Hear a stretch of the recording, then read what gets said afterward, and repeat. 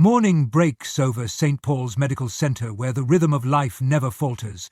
The hurried footsteps, the clatter of rolling carts, and the sharp beeping of monitors fill the air, blending into a symphony of controlled chaos.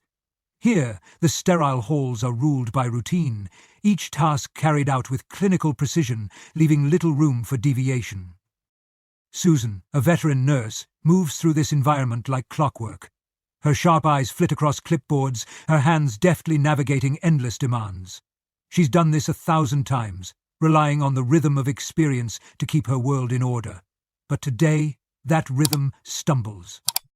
A woman steps into the hallway, cutting through the chaos like a quiet storm. Angela. Her calm, composed presence is striking against the hospital's frantic energy. Dressed sharply, she moves with purpose, yet her air of quiet authority is easy to overlook, at least for those who aren't paying attention. Susan isn't paying attention. Her focus remains fixed on her tasks as Angela approaches the nurse's station. When she finally glances up, her gaze flickers over Angela with quick indifference, making an assumption and issuing a dismissal before the moment fully lands. "This isn't the time for complaints. Patients wait over there," Susan says, gesturing toward the seating area, without a second glance. Her tone is clipped, her judgment automatic.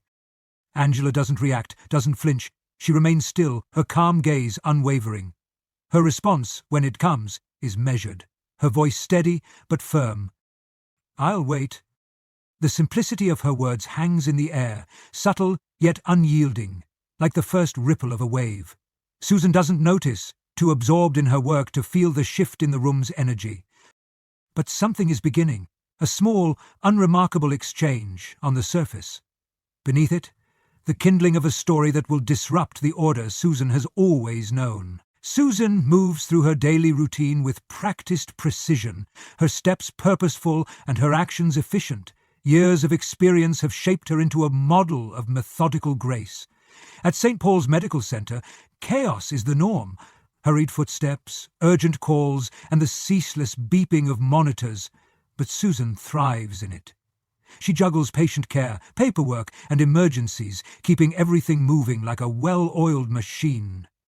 But beneath the calm exterior, cracks are beginning to show.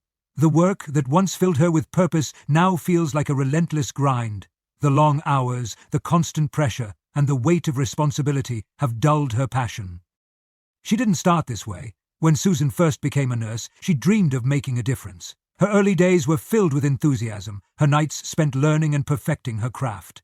The long shifts and sleepless nights felt worthwhile, even rewarding, as she built relationships with patients and colleagues. But over time, that spark dimmed. The demands of the job grew heavier, and the fleeting rewards no longer seemed enough. Outside the hospital, Susan's life feels even emptier. Her small apartment greets her with silence after every shift. Calls from her parents go unanswered. Friendships have faded. Even simple joys, like reading a book or enjoying a quiet meal, feel like chores she forces herself to complete. Still, Susan clings to the belief that discipline and hard work are enough to define her. She tells herself she's efficient, professional, and above the fray. Yet, beneath the surface, subtle biases linger, judgments she doesn't acknowledge but that shape her actions. It's not malice, she assures herself. It's just how things are. Her upbringing reinforced this mindset. Growing up in a predominantly white suburban town, Susan learned the importance of fitting in and maintaining appearances. Success was measured by stability, by knowing your place and staying there. Conversations about race or class were rare. Unspoken boundaries kept everyone comfortable. As a child, she absorbed the quiet disapproval directed at those who didn't conform, never questioning it. Years later, those unspoken rules still influence her. In the sterile halls of St. Paul's, she operates with the same instinct for maintaining order, the same belief that people should stay in their lanes. It's not something she dwells on, it's simply the lens through which she views the world. Angela's story couldn't be more different. Where Susan's path was defined by routine and unexamined privilege, Angela's was shaped by struggle, determination, and a refusal to accept the limits placed before her. Born into a working-class family, Angela learned early that opportunity wasn't handed out freely. It had to be earned. Her parents worked tirelessly to provide the basics, but they instilled in her a belief in the power of education. Her mother in particular made sure Angela had the tools she needed to dream big, even if it meant sacrificing her own comforts. Angela wasn't the first in her family to go to college, but she was the first to break through barriers. She earned a spot at a prestigious medical school, navigating sleepless nights and grueling exams with unwavering focus. While her classmates from wealthier backgrounds took their resources for granted, Angela knew every grade, every small victory, was a step toward changing her life and the lives of others. Her passion wasn't just for medicine, but for justice. During her training, Angela saw how people of color were often dismissed or ignored in hospitals. Their pain was minimized, their voices silenced. She resolved to challenge these disparities, not just as a physician, but as a leader.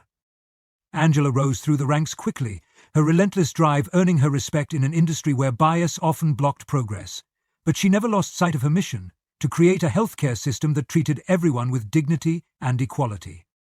Now, as the CEO of St. Paul's Medical Center, Angela carries the weight of her journey. Her calm, composed presence is both a symbol of her achievements and a reminder of the battles she's fought. She isn't here to merely lead, she's here to transform. The morning rush on the hospital floor was as chaotic as ever. Nurses moved briskly between patients, doctors' voices rose over the hum of machines, and the sterile walls seemed to absorb the weight of constant urgency. Amidst the flurry of motion, one figure stood apart, not in station, but in presence. Angela stood at the edge of the hallway, watching. Where others moved with visible strain, Angela carried herself with calm determination. She observed the pace of the floor, the exchanges between staff and patients, and the moments of tension that passed unnoticed by most. Angela knew that it was often the quiet patterns, the unspoken rules, that revealed the true nature of a place. Susan, meanwhile, commanded the floor with the confidence of someone accustomed to being in charge. Barking orders, delegating tasks, and moving with purpose, she seemed unbothered by Angela's presence.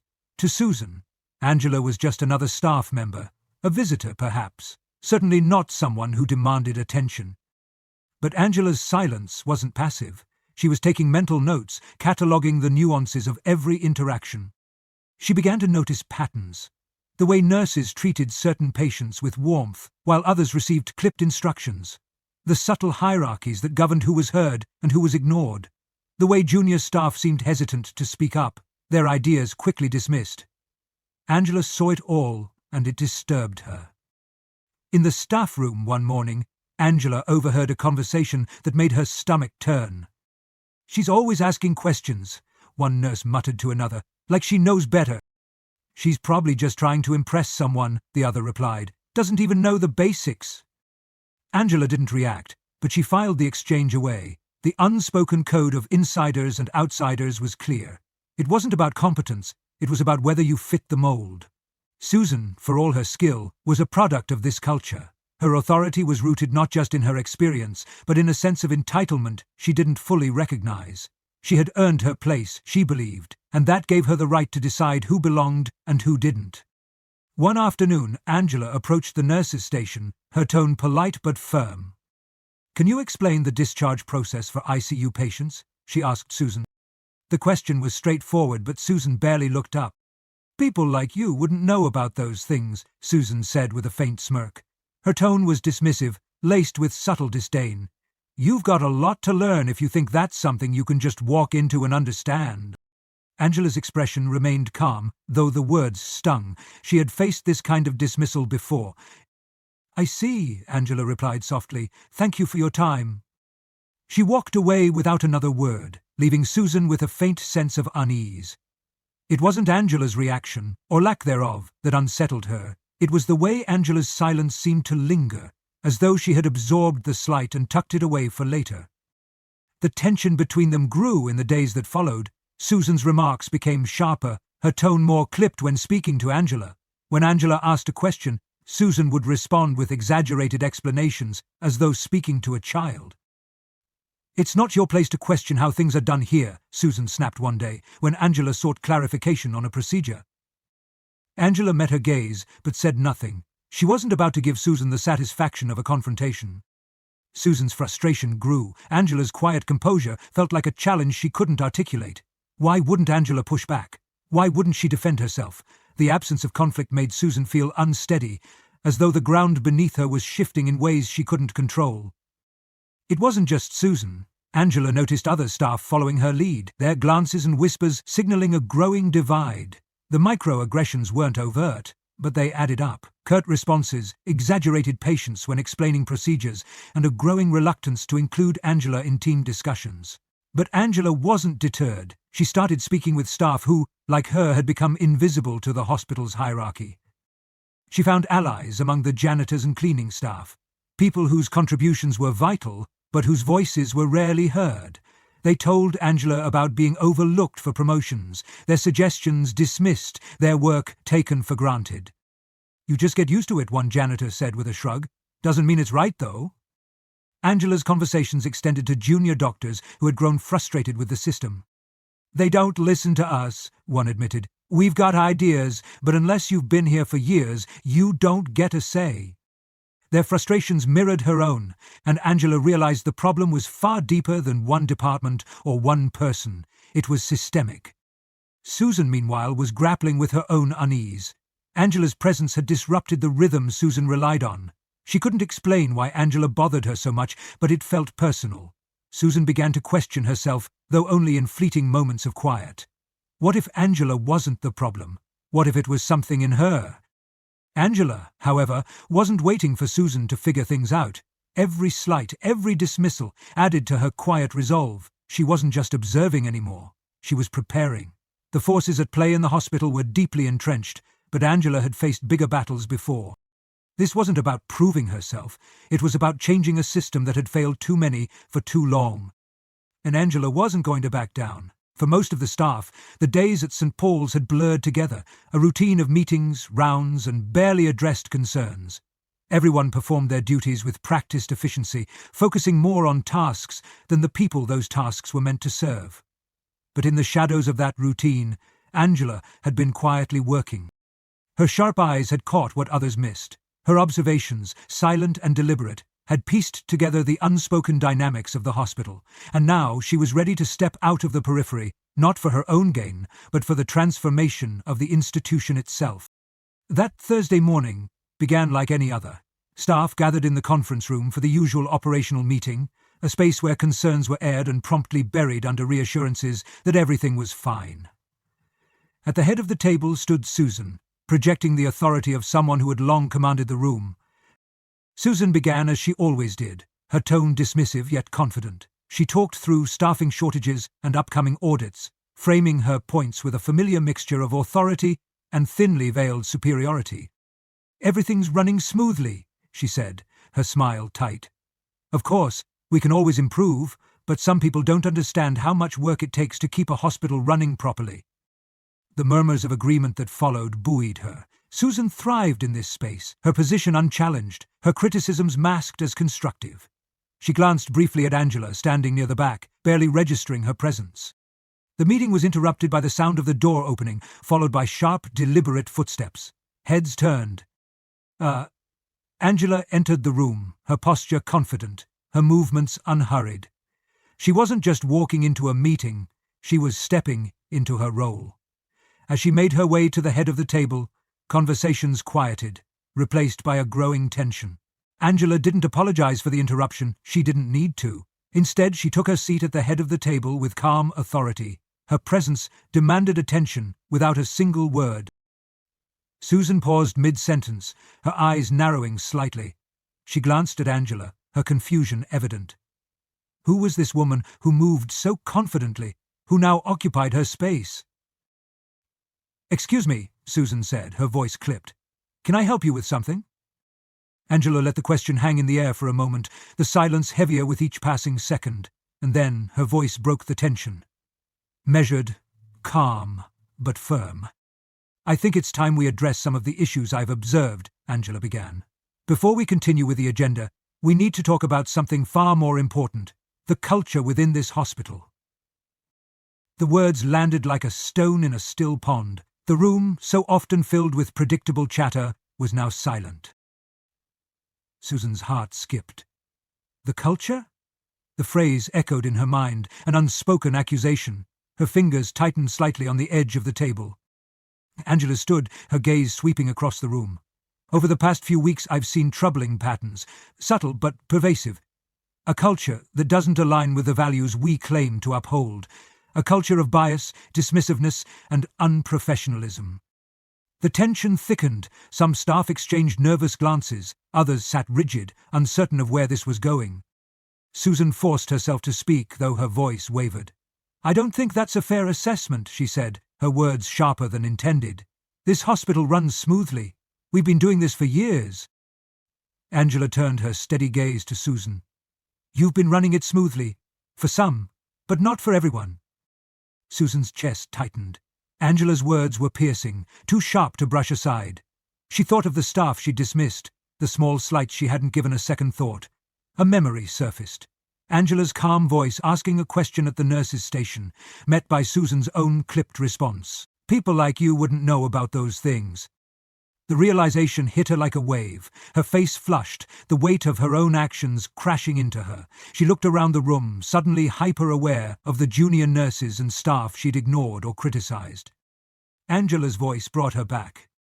"I've seen staff dismissed based on assumptions," Angela said, her tone unwavering. "I've seen patients ignored because of their race or social status, and I've seen senior staff, people who should be leaders, perpetuating these behaviors."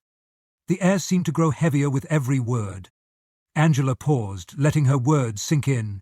Then she said, "I'm Angela Williams, and I'm the new CEO of this hospital." The silence that followed was absolute. Susan stared at Angela, her mind scrambling to reconcile the woman she'd dismissed with the one standing before her. Angela's calm authority now felt overwhelming, unshakable. Angela continued, "I didn't come here to criticize or blame. I came to rebuild. But rebuilding starts with truth. And the truth is, we've been failing, not just as a hospital but as a community. If we are to move forward, it will take all of us recognizing our biases, owning our actions, and committing to change." Susan felt her pulse quicken. The cracks Angela spoke of had always been there, but Susan had ignored them, hidden behind her routine and her authority. Now, those cracks felt impossible to look away from. Angela's final words resonated through the room. "I'm not here to tear down this hospital. I'm here to ensure it becomes what it was always meant to be, a place where every patient and every staff member is treated with the dignity they deserve, starting today." The room was still, but something had shifted. The weight of Angela's words forced everyone to confront their own part in the hospital's culture, their own role in what came next. For Susan, the realization was staggering. This isn't just about the hospital, she thought. This is about me. As the meeting ended, Susan lingered at her seat, unable to make eye contact with Angela.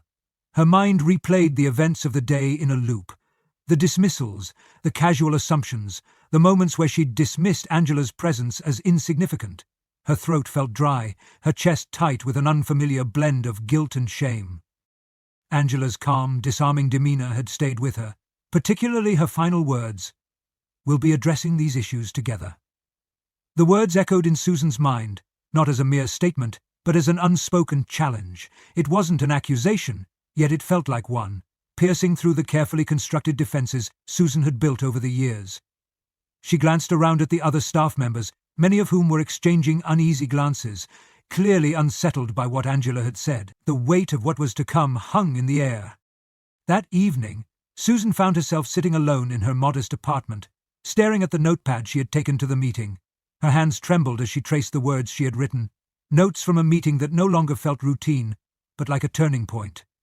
For the first time in years, she felt like a student again, unsure of herself, questioning her role, her beliefs, and what she'd been so blind to for so long. Susan's reflections pulled her back to the beginning of her career. She had entered nursing with idealism, eager to make a difference, to be part of something meaningful. But over time, the endless shifts, the high demands, and the unspoken hierarchies of the hospital had worn her down. There were moments she had dismissed in the past, like the time she'd assumed a black nurse was less experienced, or when she had laughed along with co-workers at a joke about a patient's accent. Back then, she told herself it was just the way things were in a high-pressure environment. She never questioned it. Her upbringing had shaped her in ways she had never considered. Growing up in a predominantly white suburban town, she had absorbed the subtle biases around her, the casual conversations at dinner where people who didn't belong were discussed in hushed tones. She never questioned it then. It was simply how the world worked. Now, with the memories resurfacing, they didn't feel like insignificant moments. They felt like small cuts that had added up over time, each one deepening her blind spots. And now, she could no longer ignore them. The following morning, Susan hesitated outside Angela's office. She had considered not coming at all, hoping the weight of the previous day would simply fade. But, deep down, she knew she had to confront it. This was the moment she couldn't avoid. She knocked gently. "Come in," Angela's steady voice called from the other side. When Susan stepped inside, Angela looked up from her papers, her expression neutral but attentive. Susan sat down, clutching her pen tightly, trying to steady her hands. I just wanted to talk," she began, her voice shaking. "About yesterday." Angela leaned back slightly, nodding for her to continue. "Go ahead." Susan took a deep breath, the weight of what she was about to say almost too much to bear. "I owe you an apology for the way I treated you and for the assumptions I made. I didn't realize how blind I was to my own biases, to the culture here, to so much." Angela listened carefully, not interrupting. Her expression remained soft, though it was unreadable. "I've always thought of myself as someone who worked hard, followed the rules, but I see now how I've contributed to a culture that marginalizes people like you. I don't want to be that person anymore. I don't know where to start, but I'm willing to try." Angela regarded her carefully, the silence between them heavy but not unwelcoming. "Acknowledging your biases is the first step," she said, her voice calm but firm. "It's not an easy journey, Susan. There's no quick fix, but the fact that you're willing to face it means something. It's a start." Susan nodded, the relief washing over her like a balm. Angela wasn't letting her off the hook, but she wasn't shutting her out either. "I want to work with you," Angela continued, her tone more personal now, "not just to change the hospital, but to help you understand how you can be part of the solution." As Susan left Angela's office, she felt lighter, but a new awareness settled over her. The real work was just beginning. Angela wasted no time in implementing systemic changes at the hospital. The first initiative she launched was a series of mandatory bias training sessions for all staff members. These weren't your typical corporate workshops. Angela had brought in experts who facilitated interactive, honest discussions, using real scenarios from the hospital to challenge assumptions and provoke uncomfortable but necessary conversations. At one session, Susan found herself paired with Maria, a junior nurse she had briefly mentored but never truly taken the time to know. During an exercise, they were asked to share a time they had felt marginalized. "I used to avoid coming to you with questions," Maria admitted hesitantly. "I always felt like you saw me as less capable." Susan's face flushed with embarrassment. She hadn't realized how her actions had affected Maria. "I'm sorry, Maria. I never meant to make you feel that way," she said, the words feeling inadequate but necessary. Maria smiled faintly. "I know, but I'm glad things are changing." Angela also established a mentorship program, pairing senior staff with younger, more diverse employees. At first, Susan was hesitant, unsure she was the right person for such a role, but Angela encouraged her, reminding her that growth came from stepping outside her comfort zone. As weeks turned into months, Susan noticed subtle changes, both in the hospital and in herself. She began to learn the names of every staff member, from the janitors to the cafeteria workers. She made a point to shadow junior nurses, asking questions instead of making assumptions. Slowly, the walls she had built between herself and others began to crumble. One evening, Susan found herself sitting with a group of young nurses in the break room, listening as they shared their experiences. "I didn't think anyone in management cared about us," one of the nurses admitted. Susan shook her head. "I didn't see it before, but I do now, and I'm here to listen and to help." Her interactions with patients shifted too. She took the time to listen to their concerns, recognizing the humanity in each person she cared for. Angela's impact on St. Paul's was profound. Her leadership transformed the hospital from a place of division and hierarchy to one of collaboration and respect. Staff meetings became spaces for open dialogue where every voice was valued. Patients noticed the change too, commenting on the improved atmosphere and care. Susan worked closely with Angela, taking on more leadership roles. Together they made a powerful team, united in their shared commitment to creating a hospital that truly served its community. One day, during a ceremony to celebrate the hospital's newfound reputation as a model of inclusivity, Angela stood at the podium, her presence commanding. "This isn't just about policies or procedures," she said. "It's about people. It's about recognizing the humanity in each other and working together to build something better. This is just the beginning." The audience erupted into applause, and Susan, standing in the crowd, felt a swell of pride.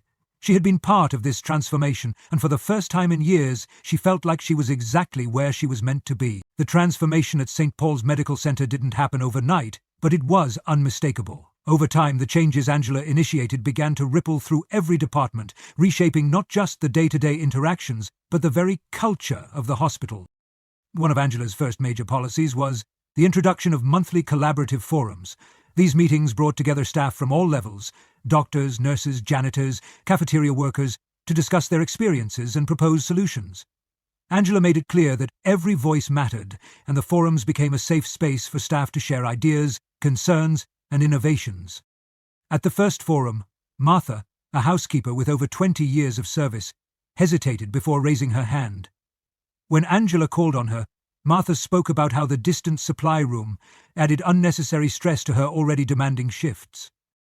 Angela listened attentively. "Thank you, Martha," she said warmly. "We'll fix this." Within a week, supplies were relocated closer to the areas where they were needed most. It was a small logistical change, but for Martha and her co-workers, it was a powerful statement. Their voices were being heard, and their contributions mattered. Angela also implemented real-time feedback systems for patients, ensuring they had a direct line to share their experiences. The feedback wasn't just filed away, it was reviewed weekly by Angela and a rotating team of staff, who used it to identify patterns and address issues promptly. Patients began to notice the difference. The aloof, impersonal atmosphere that had once defined the hospital was replaced by genuine care and attention. Doctors and nurses took the time to explain treatments and listen to concerns, fostering trust and rapport. One patient wrote in their feedback form, "For the first time, I felt like my pain was taken seriously. Thank you for listening." Susan's journey of transformation became a cornerstone of the hospital's evolution. Once a symbol of its toxic culture, she had embraced Angela's mentorship and grown into a leader who uplifted others. One day, Lisa, a young nurse who had recently joined the team, approached Susan, her voice uncertain. "I feel like I'm falling behind," she admitted. "I don't know if I belong here." Susan placed a reassuring hand on Lisa's shoulder. "I know exactly how you feel," she said gently. "When I started here, I thought the only way to survive was to put up walls. But I've learned that we're stronger when we lean on each other. Let's figure this out together." For Lisa, Susan's support made all the difference. For Susan, it was a reminder of how far she had come. Maria, the junior nurse who had once avoided Susan, also thrived in the new environment. With Angela's encouragement, she began leading workshops on cultural competence. At one session, Maria shared a deeply personal story about a patient who had refused her care because of her accent. "I used to take it personally," Maria admitted.